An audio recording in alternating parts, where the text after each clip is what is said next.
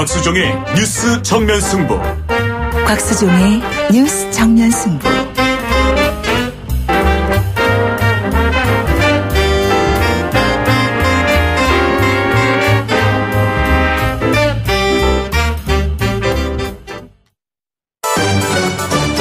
김작이 묻고 곽박이 경제로 답한다. 주파수 94.5 YTN 뉴스 FM 곽수중의 뉴스 정면 승부 3부 시작하겠습니다. 3부 시작하는 문은 김 작가가 늘 열어줍니다. 질문 주세요. 네, 김 작가입니다. 요즘 욜로라고 해서 혼자 살면서 즐기는 라이프 스타일이 대세인데요. 네. 1인 경제를 뜻하는 일코노미라는 말도 등장했더라고요. 이런 욜로족들의 등장 때문에 우리나라 소비 형태도 달라지고 있다고 하는데 경제적으로 일코노미, 욜로족들의 문화 어떻게 봐야 할까요? YOLO라고 하는 게 이제 영어 스펠로 하면 YOLO가 되거든요. You only live once. 너는 딱 한 번 산다. 이 말 아니겠어요. 그죠?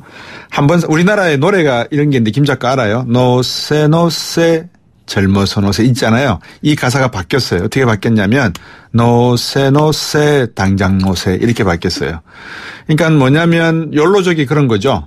내가 뭐 인생 뭐 별거 있어? 돈 모아봤자 애들 교육해야 되고 결혼하게 되면 그 돈 난 쓰지도 못하고 다 자녀들한테 다 쓸 수밖에 없고 내 인생 개발하지도 못하고 그럴 바에 차라리 내가 다 쓰고 말자.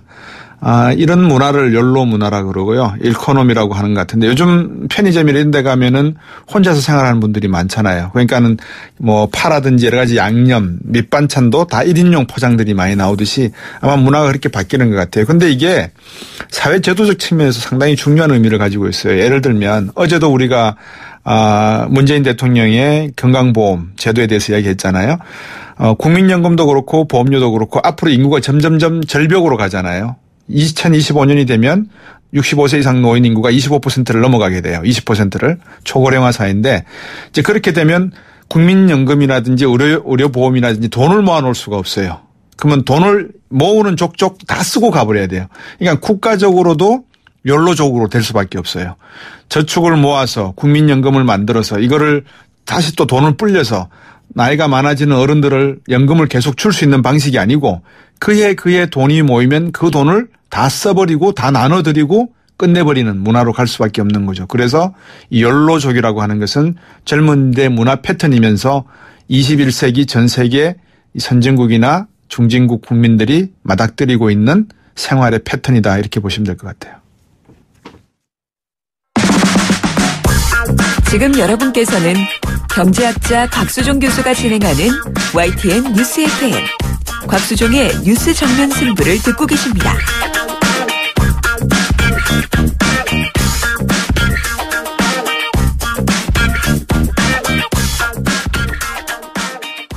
여러분들은 이 소식을 들으시는 순간에 믿으셨어요? 우리나라는 또 그렇죠. 중국 정도에서 나올 법한 얘기 아니에요. 달걀을 만들어내니까요, 중국은. 근데 살충제 성분이 오염된 달걀에 발견됐다. 어디서? 벨기에와 네덜란드. 이런 나라에서도 이렇게 소비자들을 속이나? 더 문제는 독일, 스웨덴, 스위스, 프랑스 등으로 유통됐다고 합니다. 어떤 음모가 있었을까요? 우리의 경우 빵이나 과자 등의 다양한 가공품이 수입되기 때문에 여러분 좋아하시는 버터, 땡땡 쿠키 뭐 이런 것들은 다 들어오잖아요. 그죠? 벨기에제도 있죠. 걱정이 됩니다. 사회안전소통센터의 안종주 센터장입니다. 안녕하십니까? 네, 안녕하세요. 예, 안 박사님. 어제 제가 이 인터뷰를 나누면서 이 문제가 된 성분이 살충제가 피프로닐이라고 하는 이야기를 들었습니다. 예. 이게 어떤 화학물질입니까? 예. 우리 혹시 이제 인터넷 많이 하시니까 피프로닐 이제 쳐서 들어가 보면 네. 바퀴벌레 약 이제 판매하는 거기 바퀴벌레 약이 나옵니다. 예. 대표적으로 이제 그러니까 우리나라 사람들도 이미 이제 이 성분에 예. 노출됐다. 이름은 이번에 처음 듣는 분이 대부분이겠습니다만 네. 수하게 많이 쓰고 있고요. 네. 그다음에 애완동물 개나 고양이들 이제 이런 그 진드기나 비록 이런 거 네. 우리 구제하기 위해서 쓰는 그런 약인데요. 이게 시장에 나온 지는 그렇게 오래되지 않았습니다. 1993년에 이제 세계 시장에 처음 나와서. 네. 뭐 20여 년 이제 국제적으로 이게 아주 광범위하게 쓰이는 살충제입니다. 예. 그리고 250개 곤충, 60개 작물 이렇게 해서. 예. 전 세계적으로 아주 다양한 용도로 예. 많이 사용하는 그런 우리가 살충제 성분 화학물질이라고 보시면 될 것 같습니다. 그런데 방금 그 협찬이 들어왔는지 안 박사님하고 얘기하는데 파리가 날아다니는 소리가 들렸어요, 제 귀에. 그래요? 이게 식용을 목적으로 사용하는 가축에는 사용이 금지되어 있는 그런 약품 아닙니까, 화학품?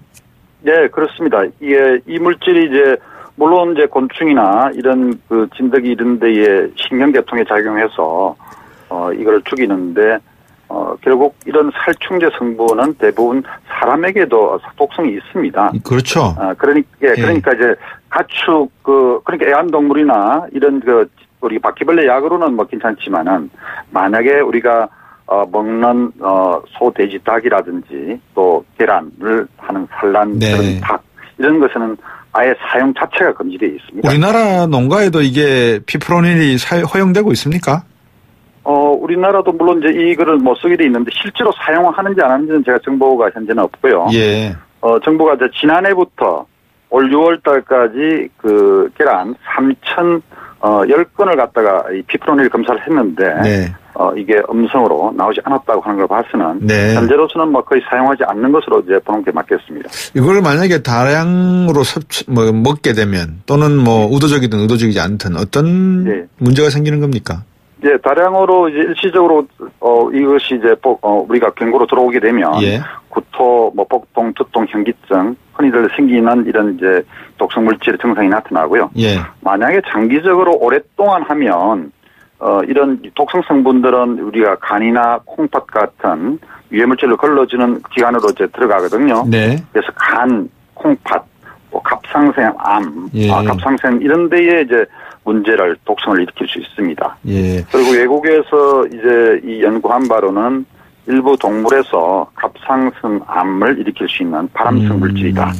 그런데 사람에 대해서는 아직까지 암을 일으킨다는 이런 증거나 보고는 없습니다. 네, 이게 우리나라는 지금 달걀은 스페인산 뿐이라고 하는데 여러 가지 앞에서도 말씀드렸습니다. 과자라든지 쿠키 이런 종류에는 수입된 제품엔 유럽산들이 많지 않습니까? 괜찮을까요? 예, 그렇습니다. 우리 이 벨기에산 와플 그뿐만 아니라 되게 이제 난황이나 남백해서 계란 단백질 이런 네. 것들은 수입산들이 많고요. 지난해부터 올해 7월 달까지 유럽 9개국으로부터 이런 난 가공품 네. 1,600톤이 이미 들어왔습니다. 예. 닭고기도 4개국에서 한 2,000톤이 들어왔고요. 예. 그래서 우리가 피프로닐이 함유된 계란은 들어오지 않았을 가능성이 있다 하더라도 네. 이런 것들로서 자유로울 수가 없죠. 그러니까 예. 우리가 각종 수입 과자나 또 이런 가공 제품에서는 예. 사실은 오염된 것을 우리 국민들이 먹었을 가능성이 상당히 있습니다. 지금 이제 우리 주부님들도 그렇고 많은 분들의 걱정이 우리가 먹는 데 있어서 지금 알지 못하는 것들이 상당히 많지 않습니까? 피프로닐도 사실은 어떻게 발견이 됐는지 이거 해외에서 토픽으로 나와서 결국은 우리도 알게 된 거 아니겠습니까? 그죠? 그렇죠. 예. 그러면 우리 6월 달에 네. 이제 벨기에에서 처음 이제 이런 사실이 알려졌는데 예. 조금 이제 이 파장이 워낙 클 수 있으니까 시시하다가 7월 달에 알려졌죠. 네. 네. 그런데 이제 벨기에 쪽에서는 이미 지난해 11월 달에 네덜란드에서 이미 이 성분이 문제가 됐는데 네. 미량으로 있다고 그래서 예. 이것을 시시했다. 그러면서 책임을 오히려 이제 네덜란드 쪽에 떠넘기는 그런 형국인데요. 그런 걸 봐서는 아마 이게 벌써 한 1년 넘게 예. 그보다 더 오랜 기간 동안 예. 이 성분을 우리가 닭 이런 곳에 예. 살충제로 사용해왔다고 보는 것이 맞겠습니다. 예, 닭도 한 2,000톤 정도 수입됐다라고 하셨는데 예. 닭고기는 괜찮습니까? 닭고기도 이제 문제가 있을 수는 있습니다. 네. 아무래도 이제 이번에 이제 계란이 특히 문제된 것으로 봐서는 네. 이 성분이 이제 우리가 사료 혹은 또 이런 살충제를 닭에서 사용하면 네. 계란 쪽으로 많이들 이제 이게 홀로 잔류가 되고요. 고기는 상대적으로 좀 적은 것 같은데 닭고기라고 해서 이게 문제가 없다 이렇게 볼 수는 없습니다. 네. 우리 안 박사님도 아시겠지만, 뭐 제가 질문 드리려고 했던 것 중에 이런 것도 있습니다. 예를 들면, 옥시 파동도 있었고요. 가습기 파동의 일환이겠죠. 가습기 살균제 파동이요. 살균제 파동이요. 그 다음에 우리가 알고 모르고 먹는 것 중에서, 인체에 유해한 성분을 뭐 소량이기 때문에 괜찮다라고 넘어가는 것도 있을 거고, 또 보건복지부라든지 여러 관련 기관에서 정밀하게 검사하고 있으니까 안심하고 먹는 부분이 뭐 분명히 있을 겁니다만, 그래도 이렇게 사회가 환경이 자꾸 변화되고 기후마저 이상해지고 하게 되면 결국 쓰지 말아야 될 약품, 화학품들을 쓰는 경우가 불가피하게 있을 거 아니겠습니까? 예, 그렇습니다. 우리가 뭐 현대 사회에서 결국 이제 축산 같은 경우도 이제 공장식 밀집 사육을 하기 때문에 네. 여러 가지 이 항균제라든지 살충제를 불가피하게 쓰게 되는데요. 네. 쓸 때라도 인체에 덜 해로운 것들 혹은 또 나중에 시장에 내놓기 특정 기간 동안에는 네. 그것을 이제 이 소위 말하는 약을 쓰지 않는 기간 그런 것들 잘 지킨다든지 네. 뭐 그렇게 하고 최종 이제 시장에 나오기 전에는 네. 이런 유해 성분이 있는지 없는지를 우리가 수시로 혹은 정기적으로 우리가 축산당국 혹은 식품안전당국이 철저히 이제 조사를 하는 것이 필요하죠. 예. 조사뿐만이 아니라 만약에 그런 사이트가 있다 그러면 좋겠습니다. 예를 들면 뭐 랜덤하게 임의적으로 샘플을 뽑아서 어느 지역에 축사를 가서 뭐 한우를 검사를 했고 또 수입된 쇠고기를 검사를 해서 거기에 나왔던 화학약품의 수치가 어느 정도고 이런 약들, 이런 제품들은 이런 기준을 가지고 있다. 이런 정보를 얻을 수 있는 것도 있을까요? 예, 아무래도 이제 우리 주로 이제 식품의약품안전처 네. 사이트에 가면 뭐 수입 수산물이라든지 네. 거기에 우리 뭐 이 방사능 물질이 어느 정도 네. 검출이 됐다, 그래서 반려됐다, 그러니까요. 혹은 리콜을 한다 이런 것 정보들이 있습니다. 네네. 과거에도 우리나라도 뭐 외국에 수출하는 돼지고기 이런 데서 합성 항균제가 우리가 검출이 돼서 예. 그쪽에서 우리 거기서 이제 수입을 우리가 퇴짜를 맞은 그런 것들이라든지 그렇군요. 종종 있었습니다. 예. 왜냐 그러면 우리나라는 또 삼면이 바다로 둘러싸여 있기 때문에 양식이 많이 있지 않습니까? 이 고기 예. 생선 양식. 그래서 뭐 그런 부분도 걱정되는 부분이 많이 있다는 이야기를 제가 듣고 하기 때문에 문제는 이제 이런 파동이 났을 때 대처하는 속도 또 투명성 이런 건데 벨기에는 과거에도 전과가 있었네요. 1999년도에. 예. 1999년도에는 뭐 지금 못지않게 엄청난데 다이옥신 파동이라 그래서 네. 이 사료에 이제 다이옥신이 오염된 것들을 소, 돼지, 닭고기에 그렇게 닭에 썼다가 나중에 이제 그게 전 유럽으로 번져서 그 당시에 이제 벨기에 정권이 그 직후에 있었던 선거에서 네. 정권이 교체까지 되었습니다. 그렇군요. 그 당시에도 이제 이 실제로 문제가 되는 한 4개월간 시시했던 것이죠. 네. 그래서 보통 우리가 위의 소통의 황금 원칙에서 리스크 커뮤니케이션에서는 제 첫 번째 원칙이 숨기지 마라, 정직하라 이렇게 돼 있는데 네. 벨기에가 지난번에 1999년도에도 그것을 지키지 않았고 그렇네요. 이번에도 지키지 않았던 것이죠. 이게 결국은 예, 그 화학 관련된 회사의 어떤 뭐라 그럴까요? 비리라 그럴까요? 뭐 어디가 원천입니까? 되게 이제 뭐 그런 것보다는 네. 되게 이제 이런 것들이 뭐 알려지면 네. 큰 문제가 될 것 같으면 되게 이런 것들을 바로 발표하지 않고 뭐 대책을 세운다든지 아니면 뭐 이게 진짜 큰 문제는 없다 이런 식으로 자기들이 이제 그거를 이제 이야기를 하면서 네. 잘 드러내지 않으려고 하는 경향은 뭐 선진국이든 우리나라든 뭐 이런 식품뿐만 아니라 다양한 이 위해 그렇죠. 사건에서 늘 있어 왔던 것입니다. 예, 옥시 파동만 하더라도 유명대학 교수분들이 이 뭐라 그럴까요? 연구 프로젝트를 받아서 유해하지 않다라는 보고서도 논문으로 내기도 했으니까 말이죠. 예. 논문은 아니고 이제 보고서를 냈죠. 예. 옥시 쪽에 냈는데. 옥시 쪽에. 예. 예, 이미 이제 옥시 같은 경우는 이 2011년도에 사건이 불거지기 이전에 예. 소비자들이 이 가습기 살균제를 쓰고서 여러 가지 몸이 안 좋다 안 그러면 이런 거 호소를 했거든요. 네네. 그랬음에도 불구하고 그 우리 제품하고 관계없다 이렇게 묵살을 하고 네. 그렇게 해서 우리가 일찍 발견할 수 있는 그런 기회를 놓친 것이죠. 네. 안 박사님 어떻게 생각하십니까? 한미 FTA 할 때 광우병 파동도 있었고요. 뭐 그게 기후였다라는 입장도 됩니다만 또 방금 말씀하셨던 달걀의 피프로닐 이 파동도 지금 있고 다이옥신 파동도 있었고 앞으로 우리는 어떻게 해야 된다 시사하는 바가 무엇입니까?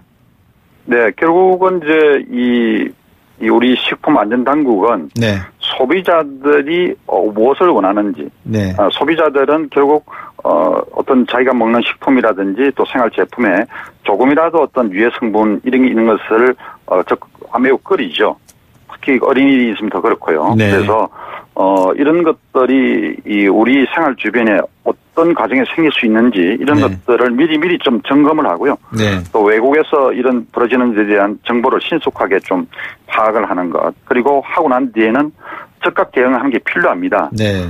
우리 이번에는 보니까 이제 8일부터 이제 피프로닐 검사 이렇게 했는데 사실 이번에 그 벨기에 네덜란드에서 우리가 이게 7월 하순부터 문제됐거든요. 그래서 최소한 한 열흘 보름 정도 빨리 더 발빠르게 움직여야 되지 않느냐 그렇게 생각합니다. 결국은 우리가 수입하는 과정에서 아무리 쿠키고 과자라더라도 수입산 부분에 있어서는 조금 더 엄격해야 된다는 것 같고 가장 중요한 건 앞에서 말씀 주신 것 같아요. 리스크 커뮤니케이션, 정직하라. 이게 제일 중요한 것 같습니다. 그죠? 예, 그렇습니다. 예, 오늘 말씀 잘 들었습니다. 감사합니다. 네, 고맙습니다. 네, 사회안전소통센터의 안종주 센터장이었습니다. 4부로 돌아오겠습니다.